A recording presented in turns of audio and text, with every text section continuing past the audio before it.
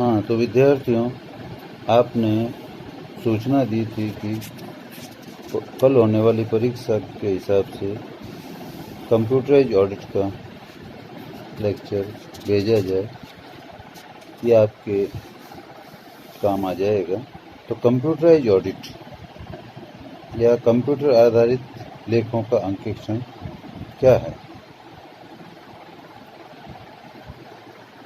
जैसा कि आप जानते हैं, अंकेक्षक को अपने अपने पैसे में बने रहने के लिए कम से कम कंप्यूटर का ज्ञान आवश्यक हो गया है, जिससे वह अपने अंकेक्षण प्रविधि में आवश्यकता अनुसार परिवर्तन करके कुशलतापूर्वक अंकेक्षण कार्य कर सके। इसलिए आज लेखांकन प्रणाली को बदला गया है। कंप्यूटर आधारित लेखों में जो अंकेक्षक को अंकेक्षण करते समय कठिनाइयाँ आती है, सबसे पहले अपन उसकी विस्तार से चर्चा करेंगे। हेडिंग है कंप्यूटर आधारित लेखों के अंकेक्षण में कठिनाइयाँ। Problems in the audit of computer based accounts. Computer अंकेक्षण में अंकेक्षण के सर्वमान्य सिद्धांतों व उद्देश्यों का कोई विपरीत प्रभाव नहीं पड़ता, फिर भी अंकेक्षक को अंकेक्षण तकनीक, कार्यप्रणाली, कार्यक्षेत्र इत्यादि के लिए अपने परंपरागत तरीकों से हटकर कार्य करना पड़ता है। कंप्यूटर अंकेक्षण में जैसा कि हम जानते हैं कि अंकेक्षण के सर्वमान्य सिद्धांतों और उद्देश्यों पर कोई विपरीत प्रभाव नहीं पड़ता है, क्योंकि जो लेखांकन सिद्धांतों के अनुसार हुआ है उसका ही अंकेक्षण होता है। इसलिए अंकेक्षक को कंप्यूटर अंकेक्षण में अनेक कठिनाइयों का सामना करना पड़ता है। उसमें से पहली कठिनाई है इलेक्ट्रॉनिक डाटा प्रणाली, जिसको कहते हैं EDP, electronic data processing system.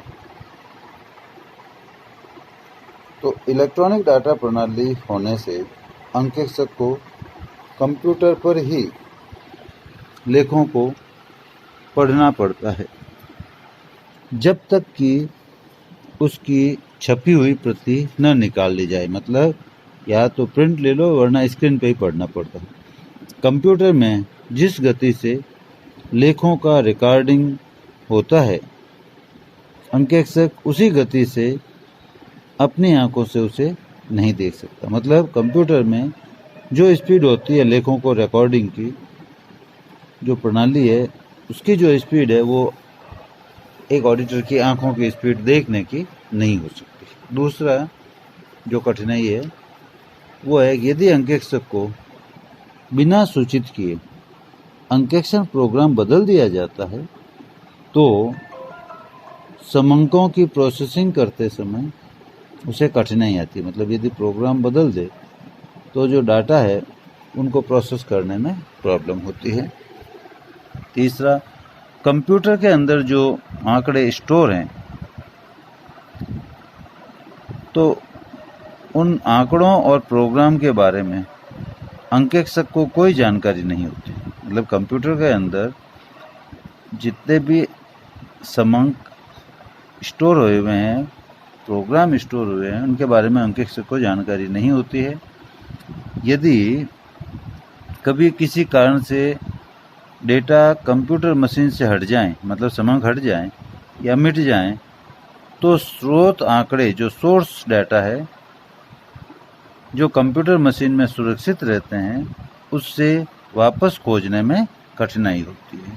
ये तीसरी कठिनाई हो गई।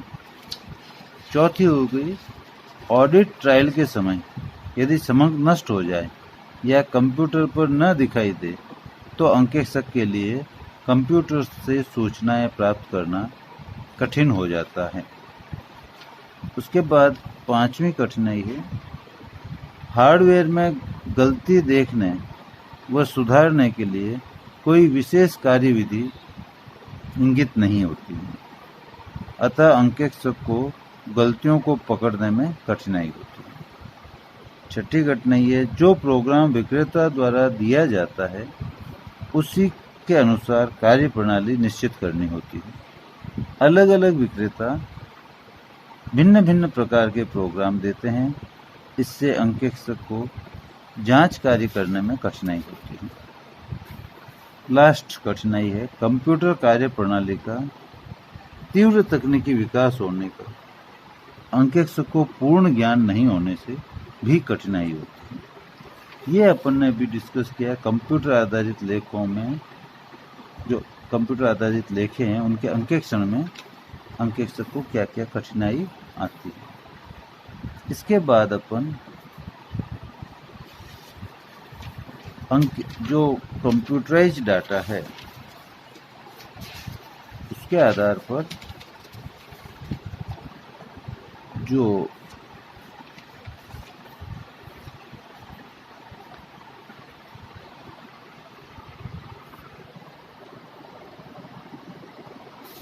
तो मैं बता रहा था कि अब ईडीपी प्रणाली, इलेक्ट्रॉनिक डाटा प्रोसेसिंग प्रणाली है, इसके अंकेक्षण के उद्देश्य क्या हैं।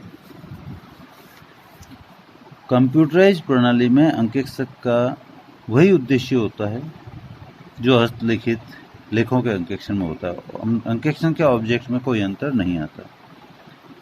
फिर भी कंप्यूटर द्वारा लेखों को तैयार करने में लेखांकन प्रक्रिया मानवीय प्रक्रिया से भिन्न होती है। कंप्यूटर में लेखांकन मैनुअल से डिफरेंट होता है, इसलिए कंप्यूटर आधारित लेखों की जांच और अंकेक्षण में अंकेक्षण प्रविधि तथा प्रक्रिया भिन्न भिन्न अपनाई जाती है। और अंकेक्षक ईडीपी वातावरण, EDP means electronic data processing वातावरण में किए जाने वाले विभिन्न कार्यों की जांच करके यह पुष्टि करता है कि सभी कार्य उचित तरीके से बिना किसी त्रुटि और कपट के किए गए, मतलब कोई एरर या फ्रॉड नहीं है, बिना उसके पूरे हो गए। तो अब ईडीपी प्रणाली के मुख्य उद्देश्य क्या हैं वो अपन डिस्कस करते हैं।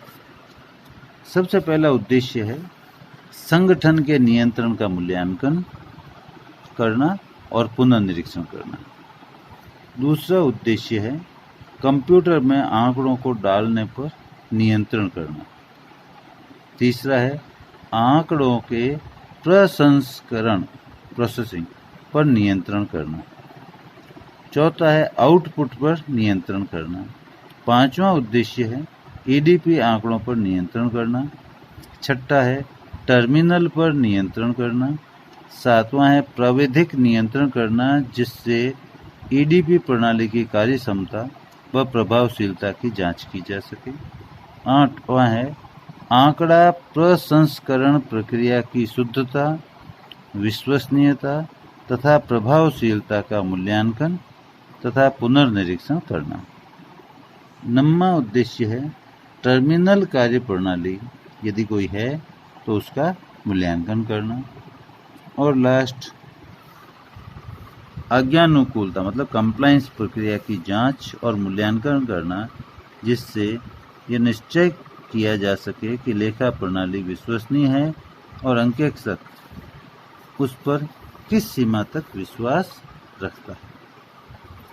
ये हुई दूसरी चीज ईडीपी ऑडिट के उद्देश्य।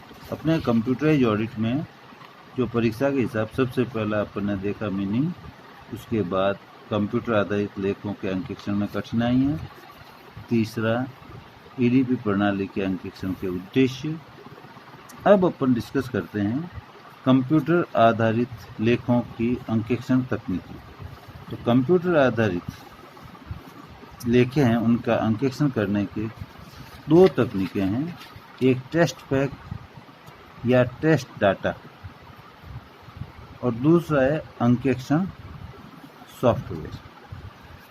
तो टेस्ट पैक या टेस्ट डाटा क्या है?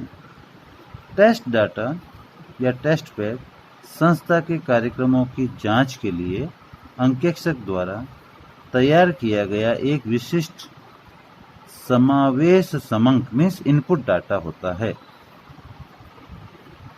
जिसे वास्तविक समंक की भांति प्रोसेस किया जाता है। इसी को टेस्ट पैक कहते हैं।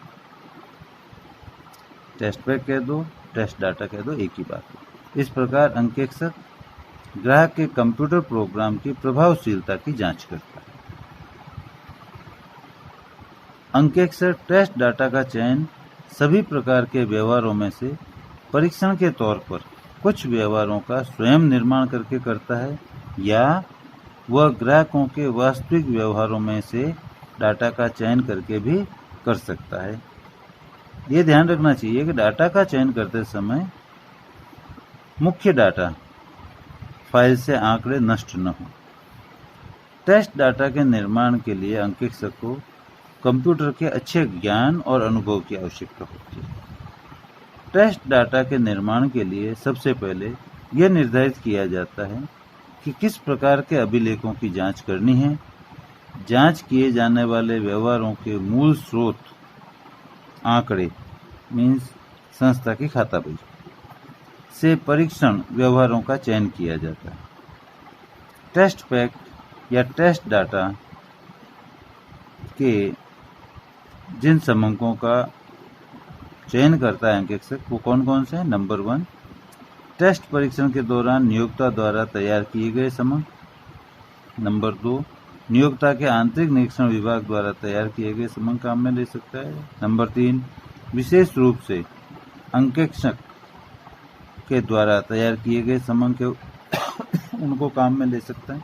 और लास्ट, प्रोसेसिंग के पहले नियोक्ता के वास्तविक समंकों में से अंकेक्षक द्वारा जो समंक चुने गए हैं उन्हें काम में ले सकता है। इस प्रकार अंकेक्षक परीक्षण किए जा रहे प्रोग्राम को सत्यापित करता है। किसे? टेस्ट पैक डाटा से। उसके बाद अपन आगे लेते हैं कि टेस्ट पैक डाटा का प्रयोग किया जा रहा हो तो उसके नियंत्रण के लिए अंकेक्षक को पर्याप्त वर्किंग पेपर्स कार्यपत्रक रखने चाहिए। इसके बाद जो प्रोसेसिंग है वो सामान्यतया नियोक्ता के कंप्यूटर ऑपरेटरों द्वारा अंकेक्षक की उपस्थिति में सामान्य परिचालन आदेशों के अनुरूप होना चाहिए। अब टेस्ट पैक के लाभ क्या हैं और दोष क्या हैं वो डिस्कस कर लेते हैं। तो टेस्ट पैक अंकेक्षण के लाभ, advantages of test pack audit में पहला लाभ है वास्तव में जांचे गए कार्यक्रम नियंत्रणों के सही क्रियान्वयन का आश्वासन देते हैं। दूसरा लाभ है जब तक कंप्यूटर कार्यक्रम में कोई परिवर्तन न किया जाए इसे लगातार सतत आधार पर प्रयोग किया जा सकता है। नंबर 3, यदि विशेष कार्यक्रम नियंत्रण को परीक्षण हेतु सीमित किया गया हो, मतलब विशेष रूप से यदि मास्टर फाइलों की आवश्यकता न हो तो विशेष कार्यक्रम नियंत्रण को परीक्षण हेतु सीमित किया गया है तो इन्हें विकसित करना खर्चीला नहीं होता है। चौथा लाभ है एक बार टेस्ट पैक निर्धारित हो जाने पर प्रतिवर्ष परिचालन लागत कम होती रहती है। मतलब एक बार आपने टेस्ट पैक तक डिसाइड कर लिया, निर्धारित कर दिया, फिर हर वर्ष परिचालन ऑपरेटिंग कॉस्ट परिचालन लागत है वो कम होती जाती है।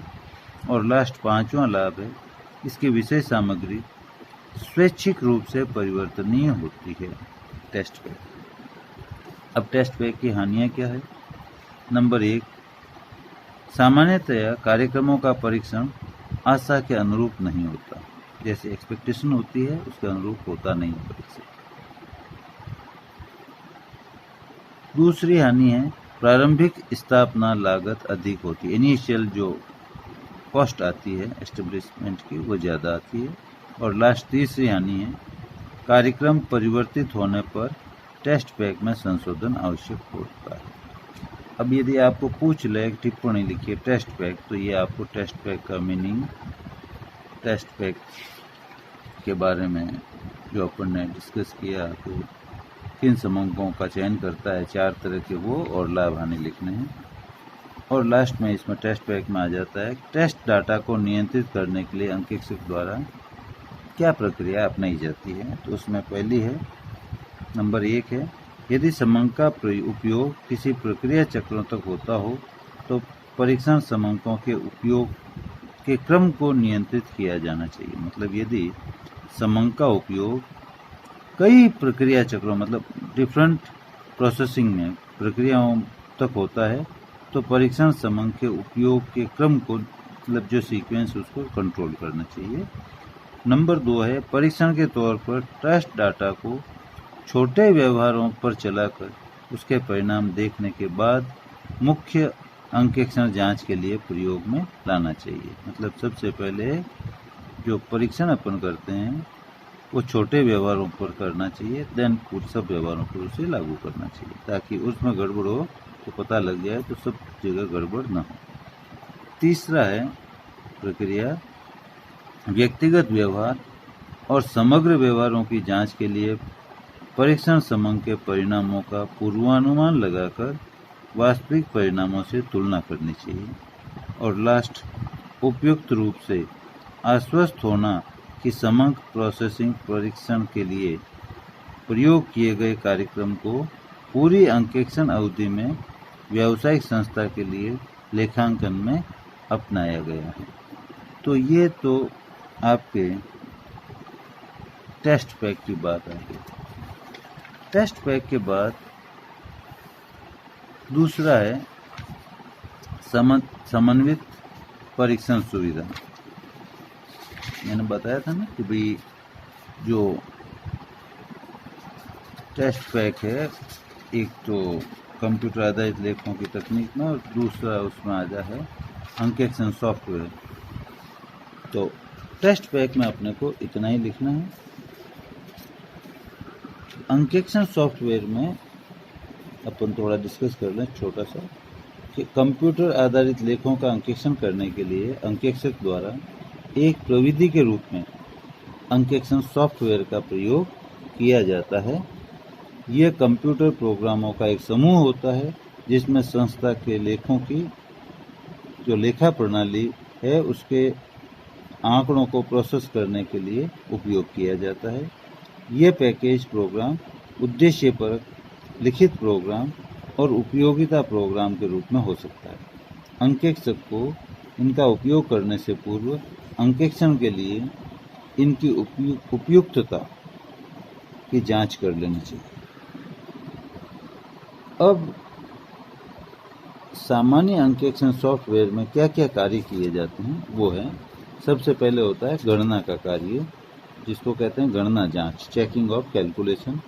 दूसरा होता है व्यवहारों की सत्यता, निरंतरता और पूर्णता की पुष्टि, मीन्स एग्जामिन रिकॉर्ड्स, मतलब रिकॉर्ड्स को एग्जामिन करना, for correctness, consistency and completeness.